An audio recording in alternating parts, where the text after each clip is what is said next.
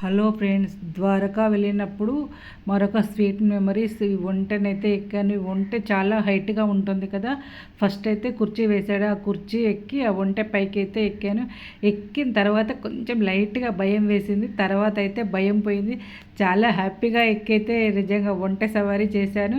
నిజంగా ఇప్పుడు కూడా నాకు అంటే తలుచుకుంటుంటే ఎంతో హ్యాపీగా అనిపిస్తుంది. ఎందుకంటే ఇలాంటివి మళ్ళీ మళ్ళీ మన జీవితంలో రావుని అయితే చిన్నప్పటి నుంచి ఎప్పటి నుంచో అనుకుంటున్నాను. అసలు ఒక్కసారైనా ఒంటె సవారీ చేయాలి అని. ఎప్పుడైనా మనం ఇన్స్టాగ్రామ్లో ఎక్కడైనా చూస్తాం కదా, యూట్యూబ్లో. అలాంటప్పుడైతే అరే మనం కూడా ఎక్కితే బాగుండని అనిపిస్తుంది ఖచ్చితంగా. నాకైతే ఆ రోజైతే ఈ కోరిక నెరవేరిపోయింది. నిజంగా చాలా చాలా హ్యాపీగా ఫీల్ అయ్యాను. అవకాశాలు అయితే రావు, వచ్చినప్పుడే వాటిని వినియోగించుకోవాలి. మనం ఇంటికి వచ్చి తర్వాత బాధపడితే ఏమీ ఉండదు.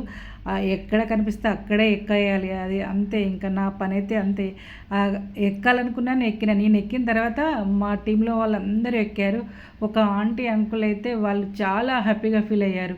ఆ అంకుల్ అయితే ఎక్కా అన్నాడు. అంకుల్ ఎక్కండి ఆంటీ కోసం అంతే, నా ఒక్క మాట కోసం అయితే ఆ అంకుల్ ఎక్కాడు. ఈరోజు బాగా గుర్తొస్తున్నారు.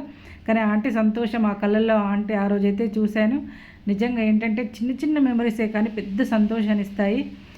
నాకైతే ఒకటే కోరిక మిగిలిపోయింది, ఫ్లైట్ ఎక్కాలనే కోరిక. ఆ కోరిక కూడా అమ్మవారి దయ వల్ల త్వరగా నెరవేరాలని అయితే మనస్ఫూర్తిగా అయితే కోరుకుంటున్నాను. ప్లీజ్ మీరు కూడా దీవించండి, ఎందుకంటే తదాస్ దేవతలు ఉంటారని నమ్ముతాను. వెళ్ళాలని అయితే బ్లెస్సింగ్ ఇవ్వండి. ఎక్కడికైనా వెళ్ళాలంటే నిజంగా అదృష్టం కూడా కావాలి. అనుకుంటాం కానీ కొన్నిసార్లు వెళ్ళలేకపోతాము. ఇది అక్షర సత్యం. అయితే చాలాసార్లు అన్ని ప్లేస్లకు వెళ్ళాలనుకున్నాను కానీ కుదరలేకపోయింది. కొన్ని ఇప్పుడెప్పుడే వెళ్తున్నాను. నాకైతే పాట పెడితేనే బాగుండు అనిపించింది, కానీ మీకు షేర్ చేయాలని నేనైతే మాటలలో చెప్తున్నాను. Bye friends.